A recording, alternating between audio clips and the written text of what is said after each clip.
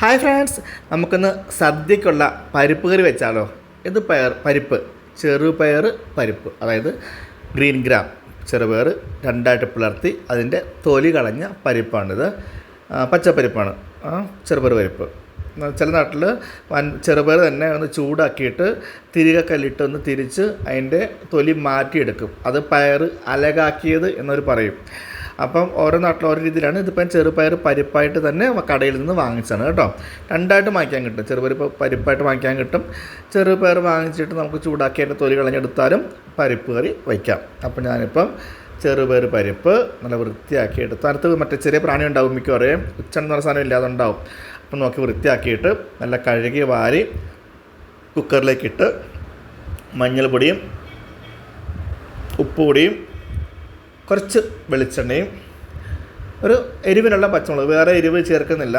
അപ്പോൾ എരിവ് വേണമെങ്കിൽ ഇപ്പം ചേർക്കണം. എത്ര പച്ചമുളക് ചേർക്കണോ നമ്മുടെ ആവശ്യമനുസരിച്ച് ചേർക്കാം. എന്നിട്ട് മൂടി വെച്ച് വിസിൽ കേൾപ്പിക്കുക. നമ്മൾ ഉള്ളിൽ എണ്ണ ഒഴിക്കുന്നതുകൊണ്ട് തന്നെ പുറമേലേക്ക് ചാടത്തില്ല. അതല്ല എന്നുണ്ടെങ്കിൽ അതിൻ്റെ അടപ്പിൽ ഇച്ചിരി എണ്ണ തൂത്ത് കൊടുത്താലും മതി. പുറത്തേക്ക് ചാടാതെ നമുക്ക് വേവിച്ച് എടുക്കാൻ പറ്റും. അപ്പോൾ നമ്മുടെ പരിപ്പ് നന്നായി വെന്തിട്ടുണ്ട്. തവി കൊണ്ട് ജസ്റ്റ് ഒന്ന് ഉടച്ചെടുക്കാം.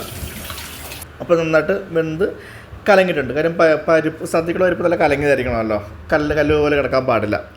അതിലേക്കുള്ള അരപ്പെന്ന് പറഞ്ഞാൽ ഒരല്പം തേങ്ങയും മഞ്ഞൾപ്പൊടിയും ചെറിയ ജീരകവും കൂടി അരച്ച് ചേർക്കുന്നതാണ് ഇതിൻ്റെ അരപ്പ്.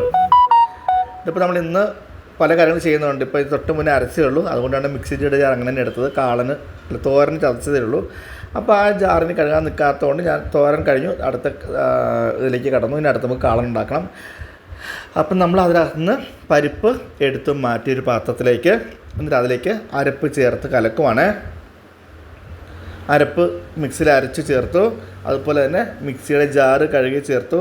ആവശ്യമുള്ള വെള്ളം എത്രയാണോ തിക്നെസ് വേണ്ടത് അത് ഇവിടെ നമ്മൾ പ്രിപ്പയർ ചെയ്യുവാണ്. ഈ പരിപ്പിലേക്ക് നമുക്ക് ആവശ്യത്തിനുള്ള വെള്ളം മാത്രം ചേർത്ത് അത് ഇളക്കി നന്നായിട്ട് യോജിപ്പിച്ച് വയ്ക്കുന്നു. പിന്നെ എപ്പോഴും പ്രത്യേകത, പരിപ്പ് സദ്യക്ക് വിളമ്പുമ്പോൾ പുറകെ നെയ്യ് വരും അല്ലേ. അപ്പം ഞാൻ അവിടെ ചെയ്തത് ഇതിനൊപ്പം തന്നെ പരിപ്പിലേക്ക് തന്നെ ഒരല്പം നെയ്യ് അങ്ങ് ചേർത്ത് കൊടുക്കും. അപ്പോൾ ആ ഫ്ലേവർ ഇവിടെ തന്നെ കിട്ടും. രണ്ടുണ്ട് ഗുണം. നമുക്ക് സദ്യ കഴിക്കുന്ന ആൾക്ക് ഗ്യാസ് കയറത്തില്ല. നെയ്യ് ആദ്യം കഴിച്ചു കഴിഞ്ഞാൽ ഗ്യാസ് കയറത്തില്ല എന്ന് പറയും. അപ്പോൾ നമ്മളിവിടെ ചെയ്യുമ്പോഴേക്കും വീട്ടിലാണ് ചെയ്യുന്നതെങ്കിൽ കുട്ടികൾക്കാണെങ്കിൽ ശരീരത്തിന് നല്ലതാണ് നെയ്യ് ചേർക്കുന്ന പരിപ്പിലേക്ക്. അതുപോലെ തന്നെ കടുക് കളിക്കാനും നെയ്യിൽ തന്നെ കടുക് കളിക്കാം, അല്ലെങ്കിൽ വെളിച്ചെണ്ണയിൽ കടുക് താളിക്കാം. ഞാനിപ്പോൾ വെളിച്ചെണ്ണയാണ് ഉപയോഗിച്ചിരിക്കുന്നത്, കാര്യം നെയ്യ് നേരത്തെ ചേർത്തിട്ടുണ്ടല്ലോ.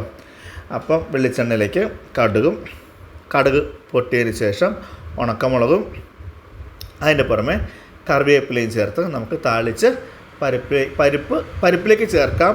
അപ്പോൾ പച്ചച്ചവ ഉണ്ടാവും. തിരിച്ച് ഇതിലേക്ക് ചേർക്കാം. കടുക് പൊട്ടിച്ചതിലേക്ക് പരിപ്പ് കലക്കിയത് ചേർത്ത് കഴിഞ്ഞാൽ ആ പച്ചച്ചവയൊക്കെ മാറിക്കിട്ടും. അപ്പോൾ തേങ്ങ അരയ്ക്കാതെ ചെയ്യുന്നവർക്കാണെങ്കിൽ ഈ വറവിട്ട് പരിപ്പിലേക്ക് ചേർത്താൽ മതി. തേങ്ങ അരച്ച് ചേർക്കുന്നവരാണെന്നുണ്ടെങ്കിൽ വറവിട്ട് ഇതിലേക്ക് ഒഴിച്ച് ഇളക്കിയെടുത്താൽ സദ്യക്കുള്ള പരിപ്പ് റെഡി. അപ്പം എല്ലാവർക്കും ഇഷ്ടപ്പെടുകയാണെന്ന് വിചാരിക്കുന്നു. സദ്യക്കുള്ള പരിപ്പാണ്. ലൈക്ക് ചെയ്യാനും പിന്നെ നമുക്ക് ആവശ്യമുള്ള ഉപ്പ് ചേർത്ത് കൊടുക്കുക കേട്ടോ. അത് ഞാൻ വിട്ടുപോയി. നമ്മൾ നേരത്തെ ഉപ്പ് ചേർത്തിട്ടുണ്ട്. പോരാത്ത ഉപ്പ് കൂടി ചേർക്കുക.